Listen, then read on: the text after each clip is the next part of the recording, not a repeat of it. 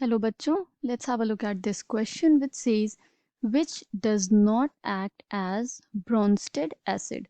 Options are ammonium ion, acetate ion, bicarbonate ion और bisulfite ion.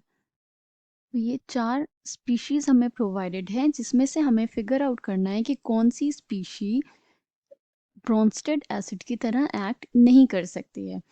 The key concept here is Brønsted acid.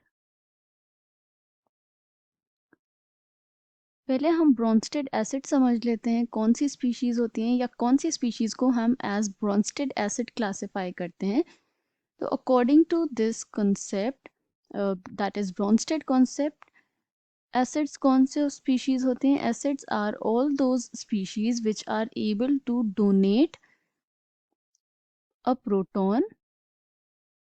ये तो जो भी species proton को donate करेंगे उन्हें हम एसिड्स क्लासिफाई करेंगे.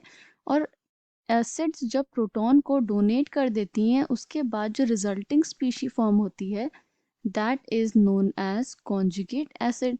तो acids are conjugate base. So acids are all those species which donate a proton and forms their conjugate base. तो एसिड्स क्या हो गए? They are proton donors. Okay, तो अब हम जो ऑप्शंस में हमें हमें प्रोवाइडेड हैं स्पीशीज़ उसमें से देख लेते हैं कि कौन सी स्पीशी प्रोटॉन को डोनेट करके अपना कॉन्जुगेट बेस फॉर्म कर सकती हैं. फर्स्ट ऑप्शन हमें क्या प्रोवाइडेड है? It is NH4 plus ammonium ion. तो अमोनियम आयन अगर प्रोटॉन लूज करे तो it will form NH3 plus H positive. Okay, तो प्रोटॉन को इसने डोनेट किया और NH3 का फॉर्मेशन हुआ. That means it is an acid behaving as an acid और इसने कॉन्जुगेट बेस अपना फॉर्म कर लिया विच इज NH3 अमोनिया. तो ammonium ion is a Bronsted acid. Second option देख लेते हैं which is CH3COO negative which is acetate ion. तो एसिटेट आयन किसका एनायन है? It is N anion of acetic acid which is CH3COOH. अब ये acetic acid जो है CH3COOH it is a mono basic acid. मतलब कि इसके पास सिर्फ एक ही एसिडिक हाइड्रोजन है विच इज दिस हाइड्रोजन जो वो ऑलरेडी लूज करके अपना एनायन फॉर्म कर चुका है. तो एसिटिक एसिड के पास अब कोई भी हाइड्रोजन एसिडिक हाइड्रोजन नहीं है. Okay, it has no replaceable proton जिसे कि वो लूज कर सके. तो it can not act as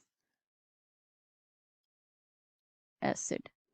तो अब ये एसिड की तरह एक्ट नहीं कर सकता बिकॉज एसिटिक एसिड ने ऑलरेडी प्रोटॉन को लूज करके अपना ये कॉन्जुगेट बेस फॉर्म किया हुआ था. इसमें अब कोई रिप्लेसेबल हाइड्रोजन नहीं है तो ये फर्दर लूज नहीं कर सकता.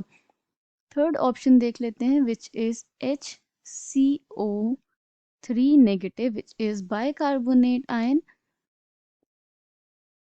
तो बाइकार्बोनेट आयन प्रोटॉन को लूज करके HCO3 नेगेटिव प्रोटॉन को लूज करके CO3 2 negative and H plus ions का फॉर्मेशन करता है.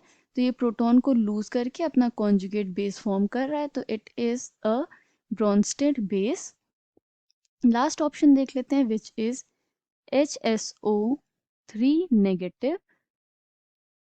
तो इसमें भी अभी एक रिप्लेसेबल हाइड्रोजन एटम प्रेजेंट है जिसे ये स्पीशी लूज करके एज प्रोटॉन अपना कॉन्जुगेट बेस फॉर्म करेगी.